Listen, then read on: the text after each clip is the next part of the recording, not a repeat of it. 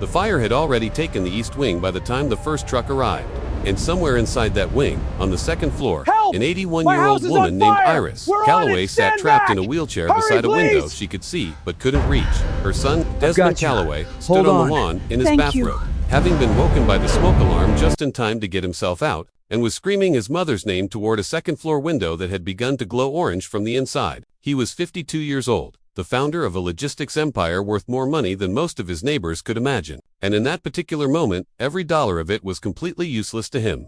"She's paralyzed," he shouted at the first firefighter off the truck, his voice cracking in a way it hadn't in decades. "Second floor, west bedroom, she can't move. Please, she can't move." Firefighter Aaron Wexler didn't wait for the rest of the sentence. He was already moving toward the house, self-contained breathing apparatus going on as he ran, calling the room location back to his captain over the radio in the clipped, efficient shorthand that 13 years on the job had trained into his voice. The east wing stairwell was already compromised, black smoke rolling down it in a thick, churning column. But Aaron had run enough structure fires to know the layout of a burning house well enough without needing to see it clearly. He went in through the west-facing window instead, using the extension ladder his partner had already thrown up against the exterior wall, breaking the glass with his elbow, rolling through it into a room already thick with smoke and heat that pressed against his gear like a physical weight. Iris Calloway was exactly where her son had said she'd be, wheelchair pushed against the far wall, disoriented from the smoke, one hand pressed weakly against her chest as she struggled to breathe through air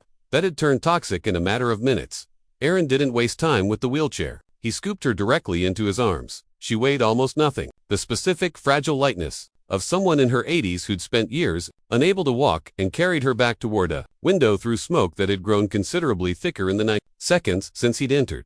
The descent down the ladder, with Iris cradled against his chest, was, according to the incident report filed later that week, one of the more dangerous single-person carries Aaron had performed in 13 years, made worse by a support beam that gave way inside the house roughly 90 seconds after he'd cleared the window with her, a detail he only learned later from his captain, delivered with the flat, understated gravity firefighters use for the moments that could have gone considerably worse than they did. Desmond Calloway watched his mother emerge from that window in a stranger's arms and, for reasons he couldn't fully articulate even to himself later, felt something in his chest break open in a way that 18 years of building a business empire had never once required of him. Iris spent 4 days in the hospital for smoke inhalation and made a full recovery. Desmond visited the fire station 11 days later, having tracked down Aaron's name through the department, carrying with him a check that represented, by his own private calculation, something considerably larger than gratitude alone could reasonably explain. $2.3 million. Enough, structured properly, that Aaron Wexler would never need to work another double shift, never need to worry about his own retirement, never need to think about money again in any meaningful sense for the rest of his life. "This isn't a reward," Desmond said, setting the folder on the break room table in front of Aaron, exactly the way he'd rehearsed it in the car on the drive over. "There's no number that actually covers what you did. This is simply the largest gesture I know how to make."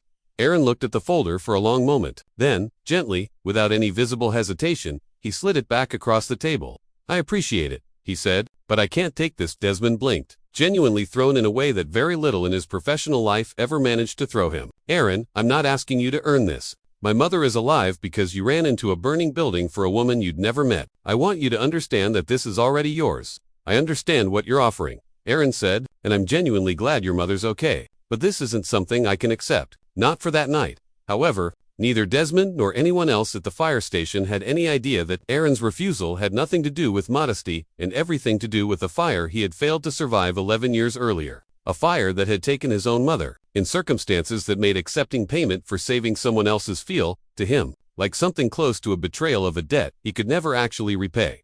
11 years earlier, Aaron had been a 26-year-old rookie, 6 months into the job, off-duty, the night his own childhood home caught fire 2 states away. His mother, Marion, had been alone in the house. His father had passed years earlier, and Aaron had moved out for the academy, and by the time neighbors called it in, by the time the local department arrived, the fire had already taken too much of the structure for anyone to safely reach the back bedroom, where she'd been sleeping. Aaron had not been there. He'd been 300 miles away, asleep in a firehouse bunk, entirely unaware that the exact scenario he trained for every single shift was happening, at that moment, to the one person he would have run into any building, for without a second thought he'd requested transfer to active structure fire response the following year, turning down 2 promotions to administrative roles that would have paid better and asked considerably less of his body, because some part of him had never stopped needing to be physically, in the specific place where fires were happening to people who needed someone to come for them. My mother died in a house fire 11 years ago, Aaron said, and Desmond went very still, recognizing immediately that whatever was coming mattered more than anything sitting in that folder. I was 300 miles away, off duty, asleep. By the time anyone got to her, it was already too late.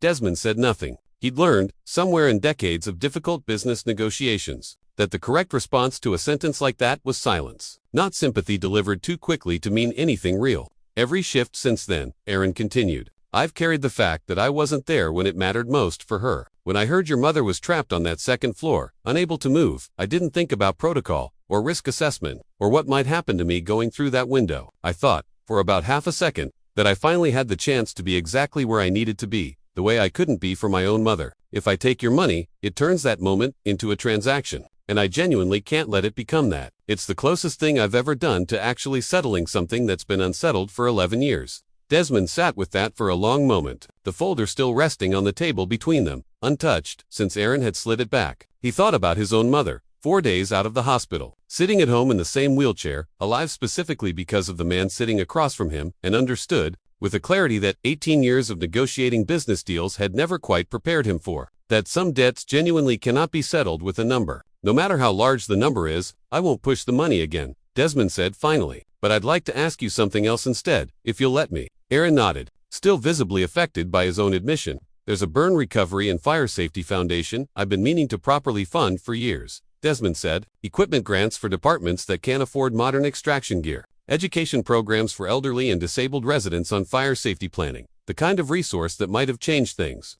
11 years ago, for your mother. I'd like to fund it fully, and name the primary program after her. Not as payment to you, because it feels like the kind of thing that might actually mean something, going forward, for both of us.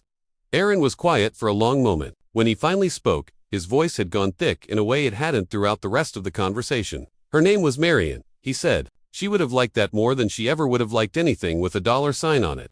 The Marion Wexler Fire Safety Initiative launched 7 months later, funding equipment grants for 23 underfunded fire departments. In its first year, and establishing a fire safety education program specifically targeting elderly and mobility-impaired residents. The exact population Marion had belonged to, the exact gap that had cost Aaron everything 11 years earlier. Aaron still works structure fire response. He didn't take a salary from the foundation, though he agreed, after considerable persuasion from Desmond, to sit on its advisory board, helping shape the equipment grant criteria based on 13 years of first-hand knowledge about what actually saves lives in the specific window of time between a call coming in and a truck arriving on scene. Desmond tells the story occasionally now, usually to explain why the foundation carries the name it does, and he tends to end it the same way. I offered him $2.3